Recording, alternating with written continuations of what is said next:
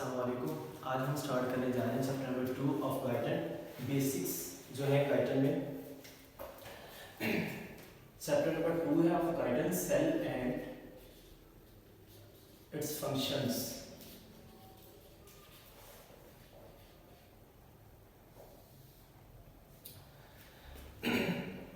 दरअसल इसमें कुछ ऐसी बेसिक्स हैं जो आप थोड़ा बहुत पहले भी जानते हैं, इंटर में भी आपने कुछ इनके मुतालिक पढ़ा हुआ है चैप्टर में। सेल है, सेल के ऑर्गेनेलिज हैं और उसमें कुछ स्ट्रक्चर्स हैं सेल के। सेल की डेफिनेशन में हम देखते हैं cell is the basic structural and functional unit of life. Cell के कौन कौन से पार्ट्स हैं? सेल के 3 पार्ट्स हैं। एक तो मेम्ब्रेन, सेल मेम्ब्रेन,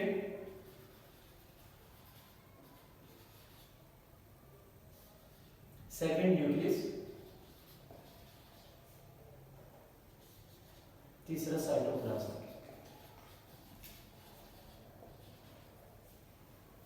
ये सेल के 3 पार्ट्स हैं। इस चैप्टर में जो हमारा पढ़ने का मकसद है, जो टॉपिक है वो दरअसल प्रोटोप्लाज्म है। Protoplasm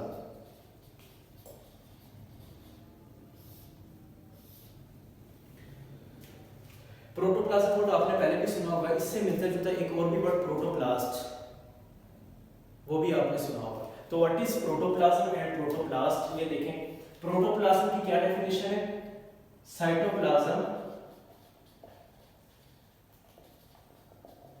with the cellular organelles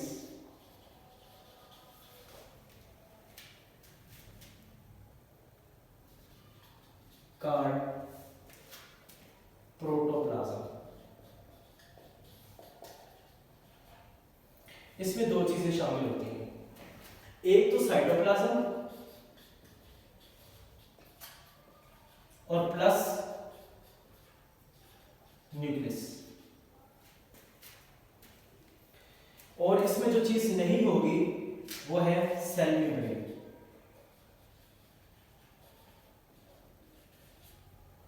cell membrane या सेल वॉल।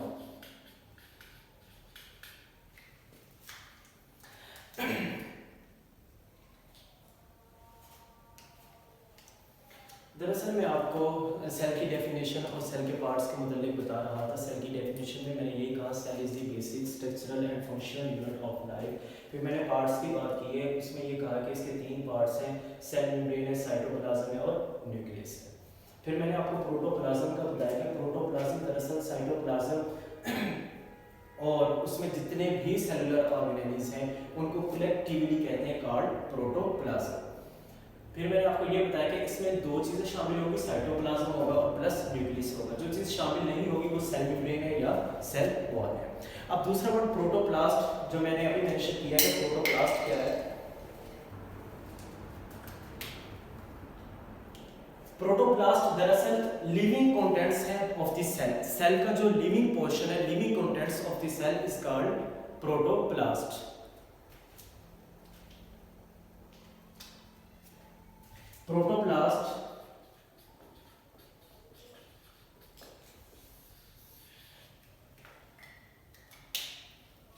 लिविंग कंटेंट्स या living portion of cell called protoplast.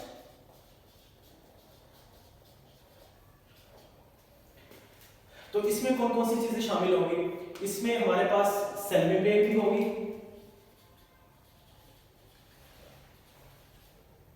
Plus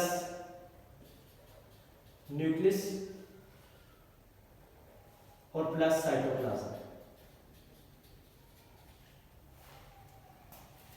फर्क इतना है कि यहाँ पे सेल वॉल या कोई सेल मेम्ब्रेन नहीं होगी, और यहाँ पे प्रोटोप्लास्ट में आपके पास सेल मेम्ब्रेन, क्योंकि दरअसल सेल मेम्ब्रेन लिविंग होती है और सेल वॉल जो है वो नॉन लिविंग होती है। सेल वॉल तो हमारा है ही मकसद उसको पढ़ना, दरअसल हम इधर सेल मेम्ब्रेन की ही बात करेंगे। तो हमने अभी बात की है प्रोटोप्लाज्म की और प्रोटोप्लास्ट की। तो मैं पहले भी आपको बता चुका हूँ कि हमारा सारा कंसर्न जो है वो प्रोटोप्लाज्म के साथ है। तो प्रोटोप्लाज्म को तफसीली डिस्कस करते हैं। इसकी मैंने डेफिनेशन आपको बता दी है और इसकी क्या कंपोजिशन है वो देखते हैं।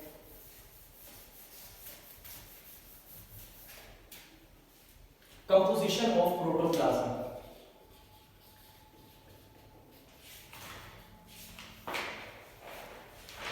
इसमें हमारे पास सबसे पहले कंपोनेंट जो होगा वो वाटर है, दूसरे नंबर पे इलेक्ट्रोलाइट्स हैं या आयंस, तीसरे नंबर पे हमारे पास प्रोटीन्स, फिर लिपिड्स और फिर कार्बोहाइड्रेट्स। अब इन सब के मुतालिक दो बातें हम सीखेंगे, सिर्फ एक से दो या दो से तीन बातें आपको पता होनी चाहिए। वाटर जो है आपको पता है कि ये बेसिक या प्रिंसिपल कंपोनेंट है, principal component of the cell. Water जो है वो प्रिंसिपल कंपोनेंट होता है सेल का, और ये तकरीबन 70 से लेके 85% तक होता है मोस्ट सेल्स में, except fat cells, except fat cells. तो वाटर के मतलब सिर्फ हमने यही बात याद रखनी है कि बेसिक या प्रिंसिपल कंपोनेंट है ऑफ द सेल, और दूसरी बात ये याद रखनी है कि 70 से 85% होगा और एक्सेप्ट फैट सेल्स। इलेक्ट्रोलाइट्स और आयंस की बात करें तो इलेक्ट्रोलाइट्स और आयंस में हमारे पास कौन कौन सी आयंस होंगे? इसमें मैग्नीशियम है, पोटाशियम, सल्फेट है और बाइकार्बोनेट आयंस है। ये आयंस जो है हमारे इलेक्ट्रोलाइट्स में शामिल है। और इसके बाद स्मॉल क्वांटिटी में सोडियम, क्लोराइड आयंस और कैल्शियम, ये स्मॉल क्वांटिटी में हो गए। तो इन आयंस का, इन इलेक्ट्रोलाइट्स का क्या फंक्शंस है? ये दरअसल एक्ट करते हैं ऑन दी सेल मेम्ब्रेन, ये मैं फंक्शन इधर लिख रहा हूं, act on the cell membrane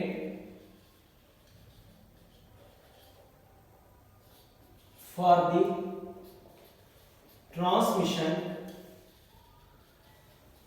of electrochemical nerve impulses between a nerve fiber and a muscle membrane. मैंने वाटर की बात की, फिर इलेक्ट्रोलाइट्स की बात की। दरअसल में वाटर के मुतालिक मैंने ये बात बताई, ये प्रिंसिपल कंपोनेंट है ऑफ द सेल, 70 से 85% होगा एक्सेप्ट फैट सेल्स की। फिर हम इलेक्ट्रोलाइट्स पे आ गए। इलेक्ट्रोलाइट्स में मैंने बताया इसमें magnesium, potassium, sulphate, bicarbonate ions है और स्मॉल क्वांटिटी में सोडियम, क्लोराइड और कैल्शियम आयंस भी होंगे। फिर मैंने इन इलेक्ट्रोलाइट्स का फंक्शंस बताया कि ये एक्ट करते हैं ऑन दी सेल मेम्ब्रेन पे for the transmission of electrochemical impulses या signals between a nerve fibre and a muscle membrane.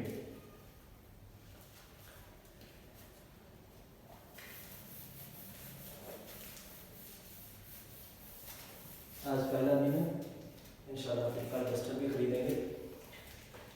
तो बात अब प्रोटीन्स की करते हैं।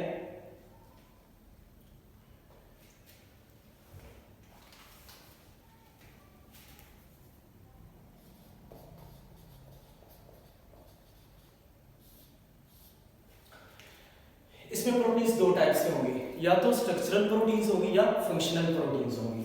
या तो वो स्ट्रक्चरल प्रोटीन्स होगी या फंक्शनल प्रोटीन्स।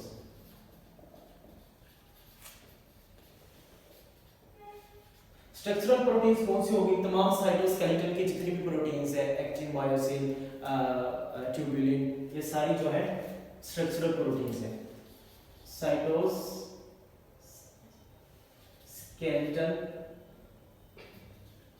प्रोटीन्स। और इसके बाद फंक्शनल प्रोटीन्स कौन सी होगी? एंजाइम्स।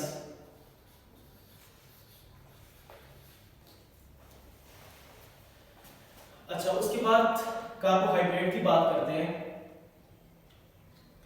यहां पे कार्बोहाइड्रेट्स जो है play a role in nutrition for the cell. Carbohydrates play role in the nutrition of the cell. वैसे ह्यूमन सेल्स में कोई बड़ी लार्ज क्वांटिटी कार्बोहाइड्रेट्स की स्टोर नहीं होती, स्मॉल क्वांटिटी स्टोर होती है in the form of glycogen. Carbohydrate stores होगी in the form of glycogen. What is glycogen? Glycogen is insoluble glycogen is insoluble polymer of glucose that can't be depolymerized या that can't be dehydrolyzed। तो glycogen क्या है? Glycogen insoluble polymer है glucose का that can't be depolymerized or hydrolyzed।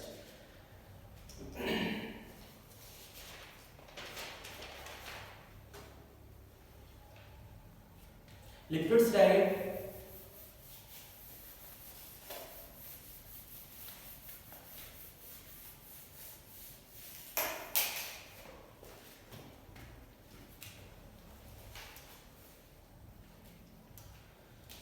Lipids में हमारे पास दो most important lipids होते हैं, उसमें फास्फोलिपिड्स शामिल है, फास्फोलिपिड्स और प्लस कोलेस्ट्रॉल। ये तकरीबन about 2% of the total mass of the cell, ये तकरीबन सेल का जो टोटल मैस है उसके 2% होते हैं। लिपिड्स का क्या काम है? लिपिड्स दरअसल सेल मेम्ब्रेन्स बनाने के लिए और जितने भी इंट्रासेलुलर बैरियर्स हैं वो सब लिपिड से बनते हैं। Cell membrane used for the formation of cell membrane and intracellular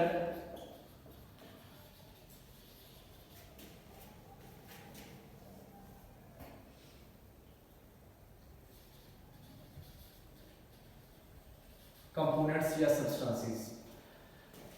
अच्छा, 2% तो फास्फोलिपिड्स और कोलेस्ट्रॉल है और लार्ज क्वांटिटी में हमारे पास होगा तकरीबन 95% ट्राइग्लिसराइड्स।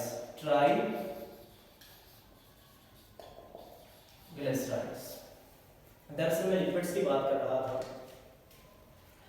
मैंने ये बताया है कि हमारे पास स्मॉल क्वांटिटी में दो मोस्ट इंपॉर्टेंट लिपिड्स फास्फोलिपिड्स और कोलेस्ट्रॉल शामिल है और वो 2% होगी of the total mass of the cell. फिर मैंने ये बताया कि इसका क्या काम है लिपिड्स का। लिपिड दरअसल सेल मेम्ब्रेन और जितने भी इंट्रासेलुलर सब्सटेंसेस हैं उनकी मेम्ब्रेन्स बनाने में काम आता है। और उसके बाद मैंने ये बताया कि एक लार्ज क्वांटिटी में तकरीबन 95% जो है वो ट्राइग्लिसराइड्स भी होगा।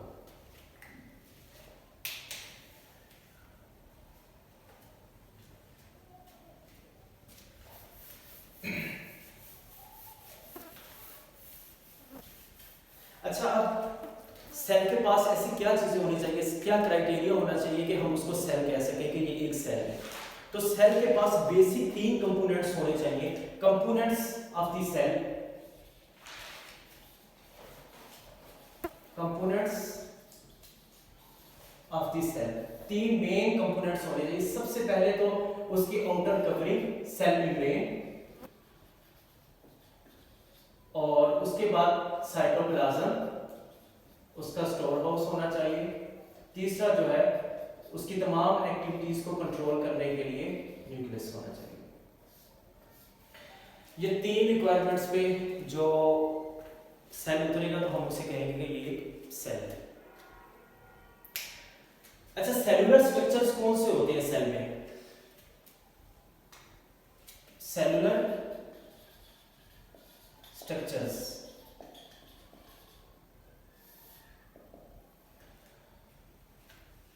वो हमारे पास सेल मेम्ब्रेन है, उसके बाद साइटोप्लाज्म है, न्यूक्लियर मेम्ब्रेन है जिसे हम न्यूक्लियर इन्वेलप भी कहते हैं, न्यूक्लियर इन्वेलप, और तीसरा हमारे पास वैसे बेसिक तीन ही कंपोनेंट्स हैं इसके, और तीसरा जो है वो न्यूक्लियस होना चाहिए।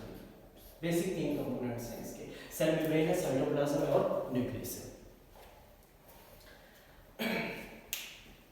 तो अब हम बात करते हैं सेल मेम्ब्रेन की। ये हमने पहले भी इसका मॉडल पढ़ा हुआ है पिछली क्लासेस में, सेल मेम्ब्रेन का है, आपको पता ही होगा। सेल मेम्ब्रेन लिपिड बाइलेयर पे कंपोज होती है।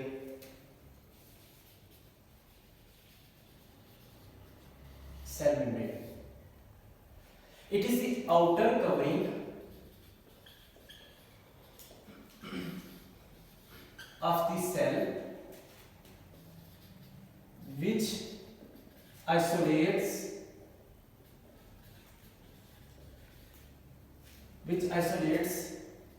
individual cell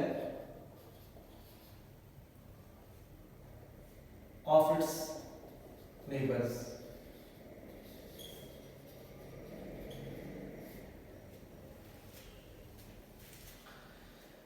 ये आउटर कवरिंग है जो एक सेल को दूसरे सेल से जो है वो आइसोलेट करती है। इसकी कंपोजिशन में देखें तो इसकी कंपोजिशन में हमारे पास सेल मेम्ब्रेन की कंपोजिशन जो है, सबसे पहली बात ये लिपिड बाइलेयर पे कंपोज होती है, लिपिड बाइलेयर पे। उसके बाद इसमें लिपिड में क्या क्या चीजें होंगी? फास्फोलिपिड्स प्लस कोलेस्ट्रॉल, और इसके बाद इसमें कार्बोहाइड्रेट्स प्लस प्रोटीन्स, ये चीजें शामिल होंगी। तो थोड़ा सा इसका स्ट्रक्चर देखते हैं कि किस तरह इसका स्ट्रक्चर होगा, और प्रोटीन्स कहाँ कहाँ पे होंगी और कैसे कैसे होंगी, और इन प्रोटीन्स के क्या फंक्शंस हैं। दरअसल सेल मेम्ब्रेन लिपिड बाइलेयर्स की बात कर रहे हैं, तो मैंने कहा कि इसमें लिपिड्स है, तो लिपिड्स कहाँ पे है, कार्बोहाइड्रेट्स कहाँ पे, और प्रोटीन्स किधर है। तो लिपिड्स जो मैंने आपको बताया था कि ये शामिल होगा लिपिड बाइलेयर पे। इस तरह ये फास्फोलिपिड्स है, आपको पता है एक साइड उसकी हेड होती है और एक टेल।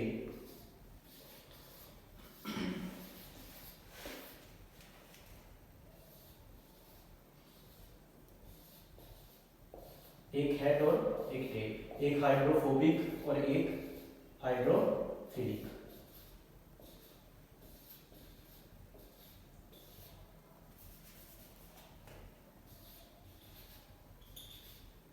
इस तरह ये पहले भी आपने बनाया हुआ है।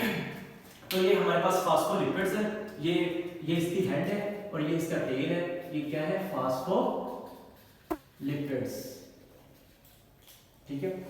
अच्छा, उसके बाद ये लिपिड बाइलेयर्स है, और इसमें प्रोटीन्स कहाँ कहाँ पे है? इसका मैं शो करवाता हूँ। प्रोटीन जो है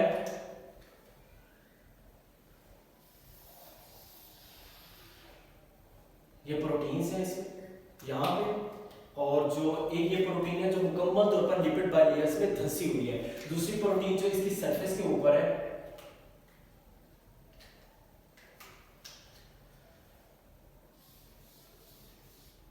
इस तरह। अच्छा, मैंने ये बात की है कि ये लिपिड बाइलेयर्स पर कंपोज होता है, मतलब 2 लेयर्स होती हैं ऑफ लिपिड्स की, जिसमें फास्फोलिपिड्स शामिल है, थोड़ी सी अमाउंट में इसके ऊपर कोलेस्ट्रॉल होता है इसकी सरफेस के ऊपर, और इसके बाद प्रोटीन्स होती हैं। 2 तरह की प्रोटीन्स होती हैं, एक ये आप देख रहे हैं बड़ी प्रोटीन्स है जो पूरी तौर पे धंसी हुई है यहाँ से शुरू होकर आखिर तक, और दूसरी प्रोटीन है या तो वो सरफेस के ऊपर है अटैच है या फिर वो इस प्रोटीन्स के साथ अटैच है। तो इन प्रोटीन्स के क्या क्या नेम है? ये बड़े वाले प्रोटीन जो आप देख रहे हैं इसको हम कहते हैं इंटीग्रल प्रोटीन,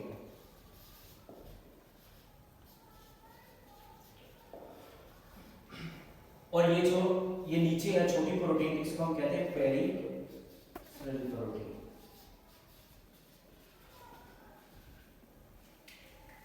अच्छा, इंटीग्रल प्रोटीन्स देखें तो पूरे तरीके से धंसी हुई यहाँ से लेके आखिर तक। अगर इस पेरिफेरल प्रोटीन्स को देखें या तो ये सरफेस के ऊपर है या फिर ये इसके साथ अटैच है नीचे।